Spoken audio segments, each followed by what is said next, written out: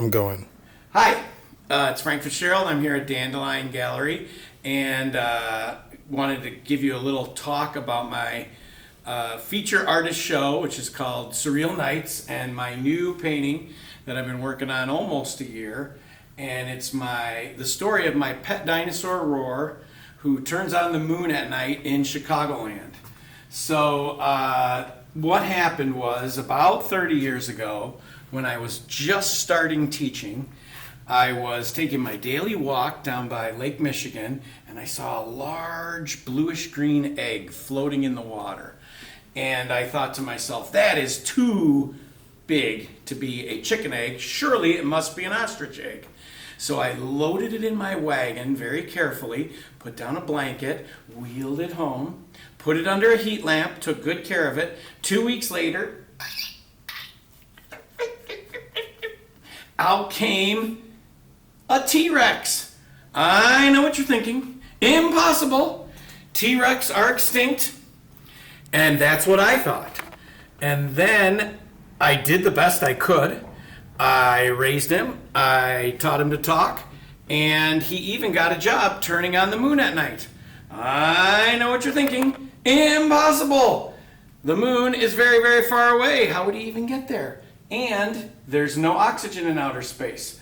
Well, Roar and I went around to all the fire departments in Lake County and bought their old fire ladders and connected them up. And of course, he wears a space helmet when he goes to outer space. I also got a spell so I can turn him into a piñata and bring him to school each day. And then I take him home at night and I transform him back into a dinosaur. He's friendly. He does not eat any neighborhood pets. And he lives in my garage. When he gets up there at night, he pulls the pull chain on the moon and he says, "Howdy, moon." And the moon says, "Howdy, Roar." And then he clicks on the chain and turns on the moon. And Roar says, "See you tomorrow, moon." And the moon says, "Later, gator." And Roar says, "After a while, crocodile." And then he comes back down. Now, over the years, I've told this story to my students, and sometimes they tell me, "You are a liar. And you are the worst type of liar. You are a liar that lies to innocent children." And now, we learn a lot at elementary school about the difference between fiction and nonfiction writing. And I prefer to think of myself as a storyteller. And I'm going to leave it up to you whether you believe if Roar is real or if he is more fictional. Now, over the years, my students have peeked out their windows to try to catch a glimpse of Roar when he turns on the moon. He tries to hide behind the clouds so he doesn't make too much of a commotion, but sometimes my students have said they've been able to catch glimpses of him. So in order to prove to my students about my pet dinosaur, I've painted this painting, and I've been working on it for almost a year, and it's showing this month at Dandelion Gallery. Now in the painting, I have grown up in Chicagoland, so I have put a lot of the area that we live in the picture. We have the Willis Tower and the downtown buildings, and we have the Ferris wheel at Navy Pier. And sometimes there are different, more fantastical elements in the picture, like a water portal, or down here in the barn, there's a barn portal. So you have urban, the city area, and the suburban. We have the Des Plaines River and the Lake Michigan in the background. 2024 is the year of the dragon, so I put both a Chinese dragon and a European dragon in there. There's Lollapalooza, the music festival that started in Chicago. We have the Bean and the Art Institute, Buckingham Fountain, the L train and the Metro train that goes in and out of the city. Some of the things kind of all mixed together in time. There was a famous set of lips, the Magic Kiss lips, that were in Chicago on the highway that we would see when we drive in and out of the city for years. Those have gone now. And even the Ferris wheel itself is more old school because the Ferris wheel actually debuted a French inventor who invented the Ferris wheel, and in the World's Fair in the late 1800s, it debuted in Chicago. So we have the Pyramid House in Gurnee. So there's a pyramid down there. And cicadas, 2024 was also the year that the cicadas came back. There are many animals. Last summer there was a bear, a black bear that was on the loose in near Antioch, in Lindenhurst where I live. So I put that in there. And it's just a kind of celebration to my dinosaur and Chicago art. Now I could quickly take you through a walk to some of the other pieces in the show, and a lot of them use fluorescent and neon colors because when we do the October show for Art Walk, we have a glow-in-the-dark and neon paint kind of a theme that goes on. This is a sleep moth, but it has more colors than you would typically see in a moth. You wouldn't see it glowing red-orange. Some mushrooms that I've been working on over the past 5 years or so. I've been doing a lot of those. These are astral travelers. I did a series. This is part 3. And then we have a gnome. It's very colorful. And astral travelers part 2. And some more of the mushrooms. Back here we have a homage to the fire chief.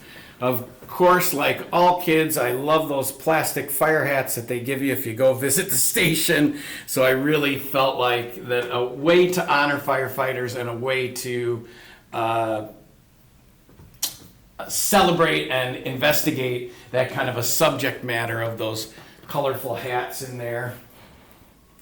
This is my Frank Ed's Chicago soup. It's a little bit after Andy Warhol, and also an homage to my teacher and friend and mentor Ed Paschke, who passed away in 2004. I worked for him. I studied with him at Northwestern, worked for him in his studio, and he taught me a lot about art. He was also Edward Francis, and I'm Frank Edward, so our names kind of have this flipped sort of a sense about them. And Chicago is a Native American term that means wild onion, so I also thought that was an interesting flavor of soup, and some of the surreal nature of the Chicago imagism and the history of art is reflected in this piece too. It has a little bit to do with Dias de los Muertos, which I am very interested in and celebrate and think about those times when people who have passed, we honor them and they come back just a little bit to visit in their spirit. So I took the Native American penny and turned that into a skeleton. I know when I first was thinking about these and teaching them to my students, I went out to eat at Tacos del Norte and got a 1900 penny in my change right on the Day of the Dead, and I really felt like that was Ed like reaching out and communicating to me. If we go back to the rest of the show, I have Ellie Jean Font, and it's a kind of an older mugshot of this woman in Minneapolis, and I've kind of turned her into more of a surreal elephant-headed person with purple hair, and I just thought that was exciting, and then the different ways that you look in the mugshot. Green machine, of course, when big wheels were always important and still are to kids, and the green machine, the sort of the best of them all, because it was just neon green and fluorescent, and so it was a perfect toy to investigate for this sort of a show. Then I have my DJ Space Animals.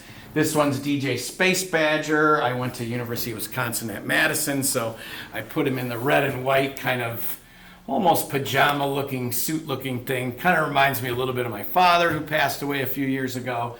And he was he was an electrical engineer. So we have this atomic clock that is also the record, and then you can just kind of put that on there.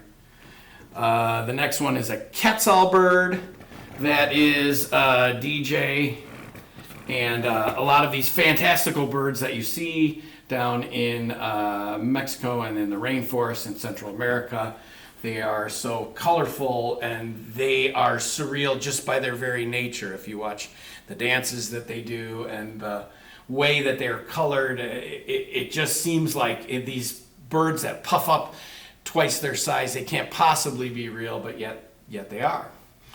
I added in my dog Ringo to a couple of them where he's scratching like a DJ that is scratching the records, and he's of course named after Ringo Starr of the Beatles. So in the second painting of Ringo, I made him like Magical Mystery Tour. Gave him that hat that Ringo used and sat him at his drum kit. Then the last piece that I have in my show, well, the last two, there's one Wiggle Wiggle, and that's more of just the colors and the layers and all of the real sense of place and anchoring it when I fill in all the little peekaboo spots that my daughter had an art teacher that said, oh, you need to fill in the peekaboo spots, and I realized that sometimes there'd be bits of raw canvas, so I'm trying to finish them to a greater degree so that you create a whole world. And the final one is the Four Franks, and that's a Days of the Dead one where I'm still here, but I am the fourth Frank in a row, and so I would be the painter guy coming down the stairs. And actually, I'm the first Frank because my fathers were all named Francis, but my dad did not like being called Francis by the nuns, so he named me Frank. And the middle names are different, so I'm not a junior or anything technically. However, my dad was a real model in my life, and he did model trains he's a role model, and then he also made model trains, although he wasn't technically an artist as for his career, his vocation. He really spent a lot of hours in this giant set of model trains in the basement, building the scenery, laying down the track, doing all that stuff. And my grandfather was a banker, so he's there also spinning the records. And